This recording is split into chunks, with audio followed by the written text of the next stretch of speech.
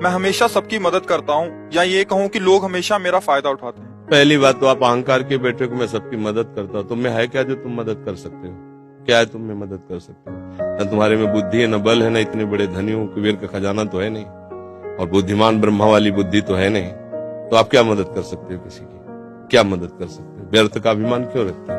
भगवान कृपा करके यदि किसी को एक लोटा पानी तुमसे पिलवा रहे हैं तो इस बात को ऐसे क्यों नहीं देखते हो कि भगवान कृपा करके इन रूपों में मेरी सेवा स्वीकार कर रहे हैं, मैं मदद। इसीलिए तो तुम्हें क्रोध आ रहा है, क्योंकि कामा संजायते क्रोधा, क्रोधा स्मृति विभ्रमा, स्मृति भ्रंशात बुद्धिनाशो, बुद्धिनाशात प्रणश्यति। तुम ये कामना किए बैठे हो कि मैं दूसरों की सेवा करता हूं और दूसरे मेरी बात नहीं मानते, ये सेवा नहीं हुई। तुम उनसे सम्मान चाहते हो। हमने तुमको पानी पिलाया, तुम्हें प्रणाम करो, हमारी बात मानो, हमारे अनुकूल चलो। इसे सेवा थोड़ी कहते हैं। सेवा कहते हैं नेकी कर दरिया में डाल। सेवा कर दी, अब तुम गाली भी दोगे तो हमें स्वीकार है। तुमने जल पी लिया, आनंद से तुम मस्त रहो, हमें गाली दोगे कोई परेशानी नहीं। इसे कहते हैं सेवा। सेवा करके सामने वाले को झुकाने की बात आना, उसे सेवा नहीं कहते। पहली बात, गलत हो आप, तभी आपके अंदर क्रोध आता है। यदि आप गलत नहीं होगे तो आपके अंदर क्रोध नहीं आएगा।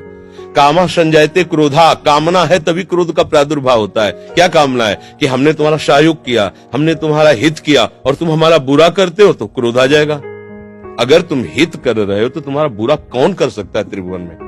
किसी की ताकत नहीं। हमारा कर्म ही बुरा हमारे सामने आता है। जैसे हम अभी वर्तमान में वो पाप नहीं किए जिसमें हमारे ऊपर ब्लेम लगाया गया है। इस समय तुम बिल्कुल निर्दोष हो, लेकिन वो दोष जो तुमने गुप्त रूप से किया तुम्हें बख्शेगा नहीं। तुम लाख जगह रो, लाख जगह तुम प्रार्थना करो, वो तुम्हें दंड दे के रहेगा। कर्म बड़ा बलवान होता है।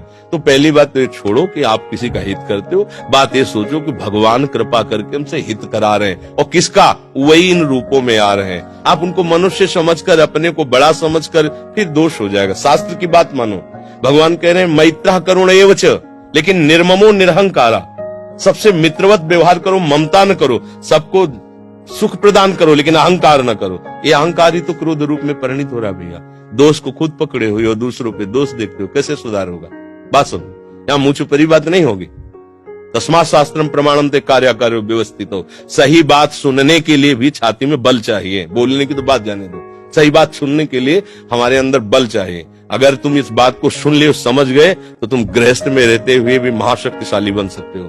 पर आज हम क्या है कि शक्ति खुद अपनी खो रहे हैं, इसीलिए क्रोधित हो रहे हैं। कमजोर क्रोधित होता है, बलवान क्षमावान होता है। बलवान क्रोधित नहीं होता है, कमजोर को क्रोध आता है, कामना युक्त को क्रोध आता है। हम दूसरे का हित कर रहे हैं, ये अहंकार है।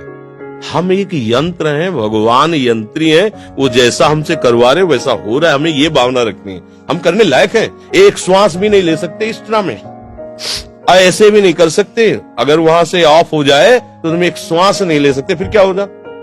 एक कदम नहीं चल सकते, फिर क्या होगा? तो बात समझिए, आपसे जो करवाया जा रहा है वो प्रभु श्री हरि कर रहे हैं। इसी भाव से जब हम चलेंगे तो हमारे कभी गुस्सा नहीं आएगा, कभी गुस्सा नहीं आएगा। आप समझ पा रहे हैं?